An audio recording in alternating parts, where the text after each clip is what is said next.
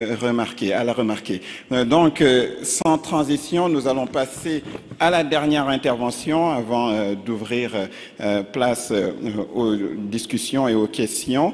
La quatrième conférence, si je ne me trompe, va s'intéresser plus spécifiquement aux apports concrets, aux apports actuels de la philosophie de paix et de tolérance dans l'enseignement de Cheikh Ahmadou Bamba. Philosophie de paix qui sera déclinée sous la bannière de la paix en héritage ou le modèle mouride de vivre ensemble, qui sera présenté par Serigne Cheikh Fatma Mbacké. Donc Serigne Cheikh Fatma, vous avez effectué vos études coraniques de façon classique à Boustane avant d'initier l'école française à Porokhane. Après de brillantes études dans l'école française, vous avez été admis à la première promotion de l'université Gaston Berger, de Saint-Louis, dans le cursus de mathématiques et d'informatique. Vous êtes aujourd'hui ingénieur informaticien, mais ce n'est pas la seule casquette que vous portez, puisque vous êtes très présent dans le milieu éducatif, dans le milieu de partage et de diffusion des enseignements de Cheikh Ahmadou Bamba. Donc vous êtes connu pour avoir énormément œuvré pour l'enseignement et la recherche. Vous avez mis en place les éditions Darul Himma, si je ne me trompe pas, qui est très connu dans la diffusion des écrits de Cheikh Ahmadou Bamba, mais aussi dans leur traduction française et leurs commentaires. Vos actions dans le monde éducatif vous ont conduit à mettre en place des écoles, notamment vous êtes aussi auteur de plusieurs bandes dessinées, donc afin de rendre plus accessibles ces enseignements de Cheikh Ahmadou Bamba. Et en plus de tout cela, vous êtes imam de la grande mosquée Al-Abrar de Guédiawaye dans la banlieue de Dakar. La thématique attribuée à Serigne Cheikh Fatma est celle de la paix en héritage ou le modèle mouride de vivre ensemble. Serigne Cheikh Fatma, nous vous passons la parole immédiatement et je profite de la parenthèse pour dire que les dernières publications du professeur Galaye Ndiaye, qui sont au nombre de 4, sont disponibles par devers lui et donc vous pouvez vous rapprocher de lui pour vous en procurer. Donc, Serigne Cheikh Fatma, je vous passe la parole sans tarder et vous remercie de votre participation.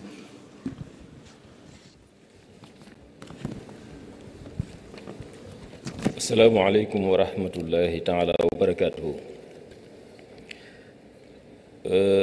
Après les brillantes interventions en bon français saint-louisien et parisien, moi je vais parler en français baol-baol.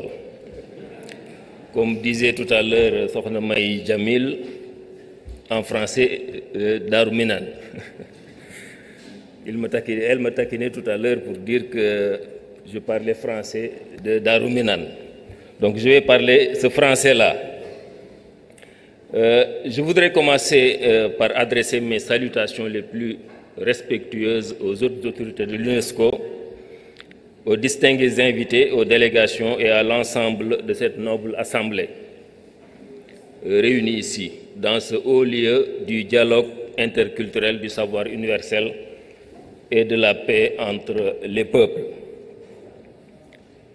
Je commencerai mon propos par évoquer une pensée vivante, un légendaire vivant. L'histoire universelle nous a offert d'illustres figures spirituelles, des philosophes, des mystiques, des réformateurs, mais peu sont ceux qui, à l'instar de Cheikh Ahmadou Bamba, ont réussi à incarner une pensée de paix radicale, tout en la vivant dans leur chair, en la mettant en pratique dans un contexte de domination coloniale, d'injustice et de violence systémique, et de l'avoir résisté au temps et à l'obsolescence.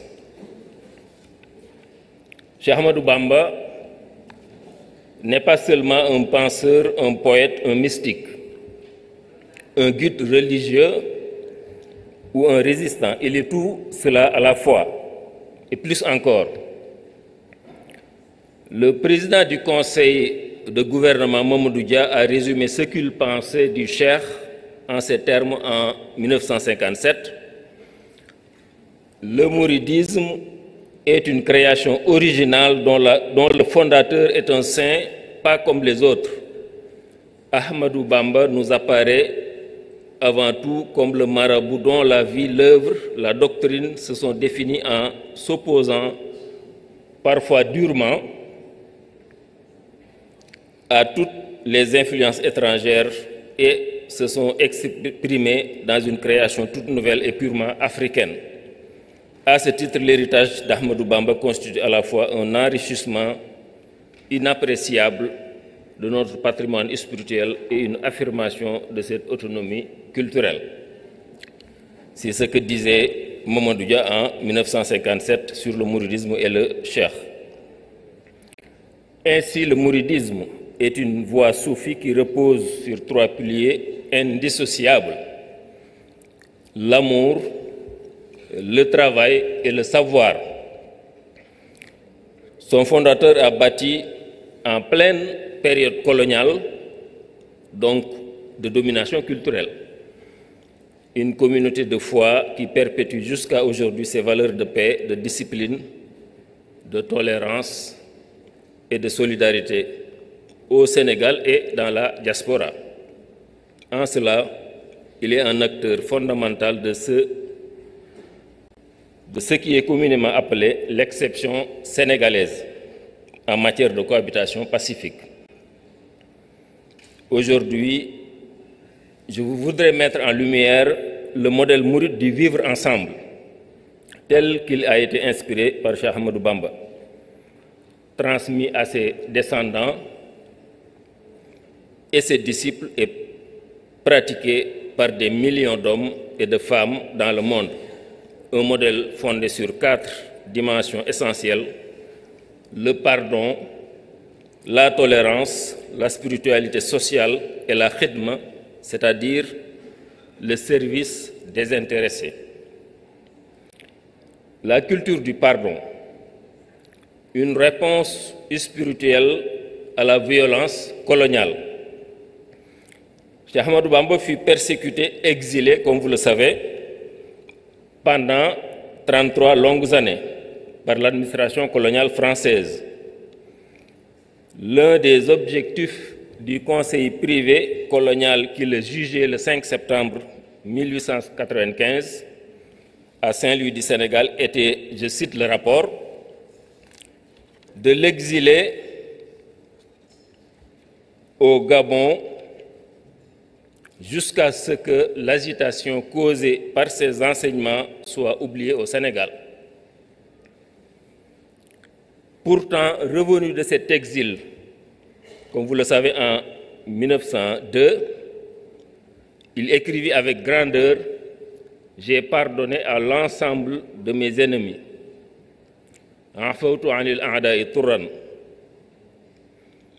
Cette attitude est loin d'être une faiblesse, car il ne s'est jamais renié, bien au contraire. Il écrivait ceci: « Si vous dites que je fais la guerre sainte, je vous donne entièrement raison. » Mais il ajoute: « Par la science et la crainte révérentielle en Dieu. » Ses seules armes étaient sa foi inébranlable et sa grande détermination. Cette attitude fut une résistance éthique, une victoire morale. Il désarma ses oppresseurs par le pardon, montrant que la paix est un acte de souveraineté spirituelle et de seigneurie de soi. Aujourd'hui encore, ses disciples accueillent à Touba avec respect l'ambassadeur ou les représentants de la France, ancienne puissance colonisatrice, ainsi que de nombreux Français tout au long de l'année dans un esprit de paix, d'hospitalité et de fraternité jamais feinte.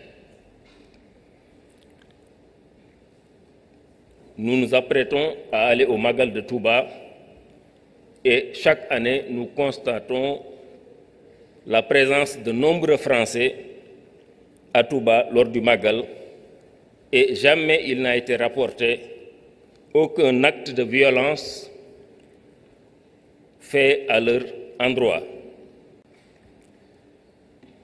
C'est ainsi qu'ils nous faut ici citer Martin Luther King qui dit « La haine trouble la vie, l'amour la rend harmonieuse. La haine obscure la vie, l'amour la clarifie. » Alors, bien avant lui ou Gandhi, Cheikh Ahmadou Bamba fit un apport de cette clarté. Imam Galaye Ndiaye vient de nous le démontrer tout à l'heure dans son exposé. En effet, je cite Antoine Jean-Martin Arthur Lasselve, administrateur du cercle de Diourbel entre 1913 et 1915. Le cheikh se distingue toutefois par une pureté de cœur, par une bonté, une grandeur d'âme et un amour du bien aussi bien pour l'ami que pour l'ennemi, qualités dans lesquelles ses prédécesseurs l'auraient envié, quelque grandes que fussent leurs vertus, leur piété et leur prestige. Ce témoignage éloquent rappelle étrangement le portrait de Lamartine fait du prophète Mohammed sallallahu alayhi wa sallam. Voici le portrait qui sert de miroir aux descendants et disciples de Cheikh Ahmadou Bamba. Le modèle du vivre ensemble mouride est également caractérisé par la tolérance qui est ici un amour actif de l'autre. Dans ce temple de la tolérance, de la promotion de l'égalité universelle et de la lutte contre les discriminations et le racisme, je veux citer l'UNESCO, il est bon de rappeler cette leçon de Cheikh Ahmadou Bamba dans son livre Massalikul Jinan, ou les itinéraires du paradis, ou les chemins du paradis, comme le terme utilisé par l'éminent professeur Souleymane Bachir Diagne tout à l'heure. Ne te laisse pas abuser par ma condition d'homme noir pour ne pas en profiter. L'homme le plus estimé auprès de Dieu est celui qui le craint le plus, sans discrimination d'aucune sorte. La couleur de la peau ne saurait être cause de l'idiotie d'un homme ou de sa mauvaise compréhension. Aussi, dans la pensée soufie, la tolérance n'est pas une simple cohabitation. Elle est reconnaissance de l'autre, de sa dignité, de sa quête spirituelle. Ibn Arabi est cité comme paragon lorsqu'il déclare ceci: « Mon cœur est devenu capable de toute forme. Il est pâturage pour les gazelles et abeille pour les moines. Il est temple pour les idoles et la Kaaba pour qui fait le tour. Il est les tables de la Torah et les feuillets du Coran. » C'est sans doute ce que tout à l'heure aussi le professeur Souleymane Bachir Diagne voulait citer quand il parlait de pluralité par rapport à Ibn Arabi. Mais Cheikh Ahmadou Bamba va plus loin que la simple tolérance et l'accueil bienveillant de l'autre. Il cherche le bien pour toute l'humanité et au-delà pour toute la création. C'est pourquoi il écrit dans un poème en acrostiche de Rahman ar-Rahim, Clémence miséricordieux: « Ô maître de l'autorité suprême, toi qui transcendes la rancune, accorde ta clémence à toute l'humanité, ô guide protecteur. Ya Malik al-Mulk, ya man jalla an qawadin, irham jami' al-wara, ya hadiyan rada. » Cette philosophie pourrait expliquer les excellentes relations entre El Hadji Falilou Mbacké, radiyallahu ta'ala anhu, deuxième calife des Mourides et père du représentant Cheikh Ahmadou Badawi, représentant du calife général des Mourides ici présent. El Hadji Falilou Mbacké, donc deuxième calife des Mourides, ses excellentes relations et le président Léopold Sédar Senghor, chrétien et premier président du pays, resté au pouvoir pendant 20 ans à la tête d'un pays composé de 95% de musulmans. C'est peut-être une leçon pour tous ceux qui croient que la différence est un obstacle. Quant au Magal de Touba, il constitue entre autres un levier pour une diplomatie spirituelle de la paix, Oui, on ne saurait parler du mouridisme sans évoquer l'une de ses particularités qui est le Magal, que nous nous apprêtons à célébrer au mois d'août prochain, Inch'Allah. Cet événement est l'un des plus grands rassemblements religieux du monde, ou du moins du monde musulman. Plus de 4 millions de personnes s'y côtoient dans une fraternité exemplaire. Au-delà de l'événement religieux, le Magal offre une occasion de brassage culturel entre les différentes populations du Sénégal et du monde. Le partage d'une même foi et du même amour pour le guide Cheikh Ahmadou Bamba devient un lien plus fort que l'identification à une ethnie ou à un bord politique. En cela, le Magal est un vecteur d'unité nationale et d'harmonie intercommunautaire. Une autre facette du Magal est qu'il donne lieu à une activité de diplomatie religieuse intense. En effet, l'ensemble des représentants des pays musulmans ou amis du Sénégal s'y rend, et il n'est pas rare que des diplomates de pays parfois en conflit se retrouvent à Touba, dans un esprit de respect et de communion. Certainement, dans l'avenir, le Magal pourrait être érigé en laboratoire de diplomatie religieuse où l'éthique soufie sert la médiation, le dialogue des civilisations, la paix mondiale. Autre symbole, le Magal n'est pas la commémoration de la naissance ou la disparition du fondateur, comme vous le savez, mais celle de son départ en exil vers les épreuves.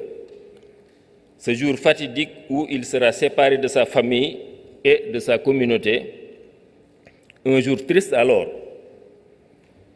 Mais le Cheikh a voulu qu'il soit celui de la rédemption, du rachat, de l'absolution et la quête spirituelle. Contrairement à la vindicte, au ressassement, à l'évocation de la douleur passée, le Cheikh a dit « J'invite toute personne que mon bonheur personnel réjouirait de s'unir à moi dans la reconnaissance à Dieu chaque fois que l'anniversaire de ce jour le trouve sur terre. » Au-delà de la forte résilience contenue dans cette attitude, il faut reconnaître qu'il est assez rare, sinon exceptionnel, de voir un tel esprit de dépassement et d'humanisme. Quant à la khidma, le service comme acte de foi et d'humanité, la khidma est intrinsèquement liée à la philosophie de Cheikh Ahmadou Bamba, qui n'a jamais revendiqué d'autre titre que celui d'esclave d'Allah et serviteur du prophète, paix et salut sur lui, Abdullahi wa Khadim Rasuli. Ainsi, la khidma, concept central du mouridisme, est le service désintéressé, l'engagement pour le bien commun, l'aide et l'assistance à l'autre, à la cité, à la communauté. Elle englobe, entre autres, le don de soi, le bénévolat, l'entraide civique ou citoyenne, l'utilité sociale, l'engagement désintéressé, sincère et indéfectible. Elle est une école de responsabilité individuelle et collective. En cela, elle est proche de la démarche de l'éthique du care défendue par des penseurs comme Joan Tronto, le soin à autrui comme fondement du vivre ensemble. Alors, ce n'est pas un hasard si la diaspora mouride s'intègre partout avec discipline, loyauté, travail et respect des lois. Cette capacité d'harmonie universelle est un modèle d'inclusion, de paix et de fraternité mondiale. Rappelons que dans tous les projets majeurs des autres confréries islamiques du Sénégal, construction de mosquées, de dara, infrastructures d'intérêt public, etc., les mourides ne ménagent jamais leur contribution. Au-delà du Sénégal, c'est très significatif de rappeler les gestes de l'actuel khalife général des mourides, Cheikh Mouhamadou Mountakha, Hafizahullah, qui a offert en 2023 des centaines de millions de francs CFA pour contribuer à l'aide aux victimes de tremblements de terre au Maroc et en Turquie. Plus récemment, une aide humanitaire a été fournie par lui à la population de Gaza. Ces gestes de solidarité provenant d'un pays pauvre montrent la compassion et la grande importance qu'il accorde à la paix, à la solidarité et au bien-être des populations humaines où qu'elles se trouvent. Le mouridisme et régulation sociale, régulation sociale et médiation. Depuis toujours au Sénégal, le khalife général des Mourides est souvent un des derniers recours pour régler les conflits et apaiser les tensions entre acteurs politiques et sociaux. À chaque fois que le pays a failli basculer vers des troubles violents sans fin, on retrouve la main du chef suprême des Mourides pour retrouver la paix dans l'espace sociopolitique. À titre d'illustration, il faut juste rappeler l'action déterminante et d'apaisement de l'actuel Khalife Cheikh Mouhamadou Mountakha lors des troubles politiques de 2021 au Sénégal. Chers amis, ce qui nous réunit ici, c'est essentiellement la nécessité d'universaliser le message de Cheikh Ahmadou Bamba et de partager sa contribution au principe de paix et du vivre ensemble. Le grand guide religieux mauritanien, Cheikh Sidiya Baba, a écrit: le Cheikh Ahmed est un bienfait que le Seigneur, maître de toutes les créatures, leur a accordé. Cheikh Ahmed ni'matun awlaha hazil khalaiqa kullaha maulaha. À sa suite, nous pouvons affirmer que la pensée de Cheikh Ahmadou Bamba est un trésor pour l'humanité. Elle mérite d'être traduite, vulgarisée, enseignée dans les grandes universités du monde. Discutée, c'est ce que nous faisons aujourd'hui, dans les forums mondiaux de paix. Comme le dit un proverbe africain, quand les racines sont profondes, il n'y a pas lieu de craindre le vent. Très tôt, le Cheikh a donné une belle leçon de tolérance et de concorde pour le vivre ensemble. Dans son livre Les itinéraires du paradis, Massalikul Jinan, écrit dès 1884, le Cheikh annonce la couleur en ces termes: tous les wirds sont dans la rectitude et la probité. Garde-toi d'en mépriser ou d'en critiquer aucun. Peu importe que ce wird vienne d'Al-Jilani, Cheikh Abdul Khadr, ou d'Ahmad At-Tijani, ou d'un autre parmi les Qutb, qu'Allah soit satisfait d'eux. Dans le même ouvrage, Cheikh Ahmadou Bamba enseignait à ses fidèles: Wala tu'adu man ra'aw fahu yukhriju la ilaha illallah. Ne considérez jamais comme ennemi celui qui prononce la shahada. Si tous les musulmans étaient dans cet état d'esprit de tolérance, de reconnaissance de l'autre, de respect de la différence, sans doute que des centaines de milliers de vies auraient pu être sauvées des guerres internes à l'islam, à cause très souvent de simples différences d'interprétation ou de compréhension.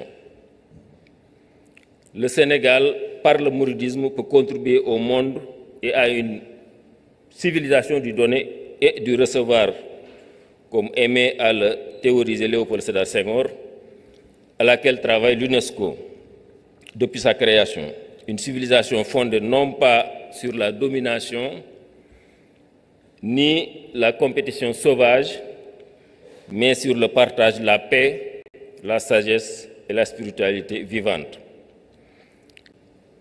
Il est temps de faire de la ville sainte de Touba, ville que nous, comme nous le savons, ville sans alcool, sans drogue, une ville de foi et de paix, un modèle urbain et spirituel, un laboratoire pour des cités de valeur, une expérience à étudier.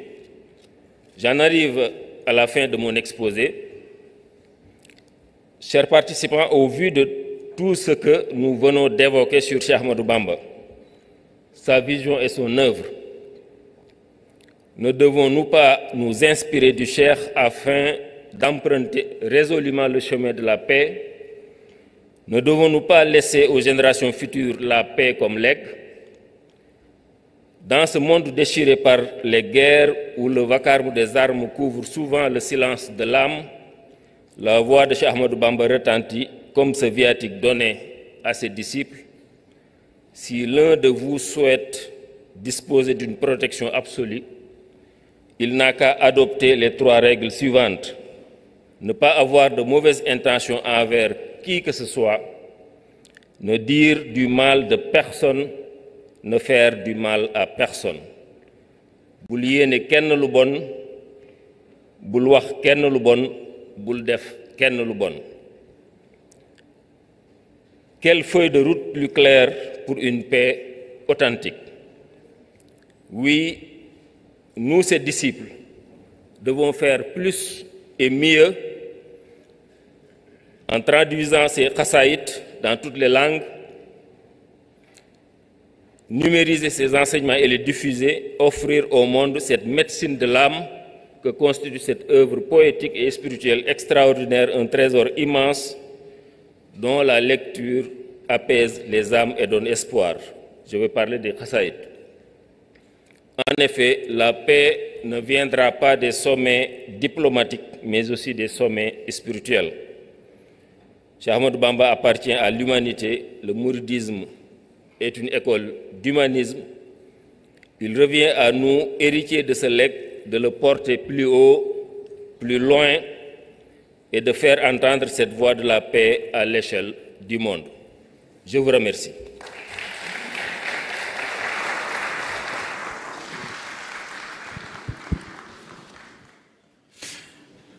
Un grand merci à vous également, Seigneur Cheikh Fatma Mbacké, pour ce bel enseignement sur le modèle du Vive l'ensemble mouride. On en tire justement que le modèle de ce vivre ensemble tire réellement ses sources dans l'enseignement de Cheikh Ahmadou Bamba, dans son enseignement et dans les fondements justement de l'islam, que sont l'amour, la tolérance, la recherche du bien, qui conduisent à la cohabitation et à l'engagement de tout un chacun. L'amour du bien, aussi bien pour celui qui te veut du bien que celui qui manifeste envers toi une certaine forme d'inimitié. La tolérance qui est la reconnaissance de la dignité de l'autre, de ce que nous dit Saint Cheikh Fatma. Chercher du bien pour l'humanité et même au-delà, chercher du bien pour toutes les créatures. Tous ces éléments conduisent justement à la cohabitation, non seulement pacifique, mais aussi respectueuse des différences des croyances. Cohabitation qui s'épanouit dans la khidma, notamment, qui signifie l'engagement pour le bien commun par le don de soi. Donc c'est sur ces mots que vont se clore justement les 4 exposés qui ont été prévus pour cet après-midi. Je pense que l'heure de la rupture est proche, mais s'il nous reste quelques minutes, nous permettrons peut-être de recueillir 1 ou 2 questions de l'assistance, 1 ou 2 questions qui pourront être adressées justement à nos éminents panélistes qui sont ici et que je tiens à remercier encore une fois très sincèrement de leur participation et de leur présence. Merci à vous également de votre aimable attention. Donc si vous avez des questions, vous pouvez me les passer et je les ferai passer, sauf objection de Seigneur Abdou Aziz. Salam alaikum. Merci et félicitations à tous les brillants panélistes.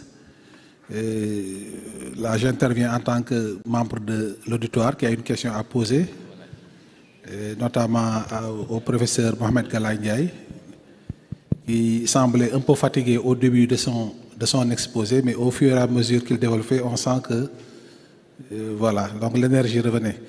La petite question que j'ai envie de lui poser, c'est, de façon résumée, qu'est-ce qui différencie l'approche de la non-violence chez Cheikh Ahmadou Bamba et celle théorisée par le Mahatma Gandhi ou Martin Luther King? Voilà, c'était ça ma question. Merci encore une fois pour la qualité des exposés.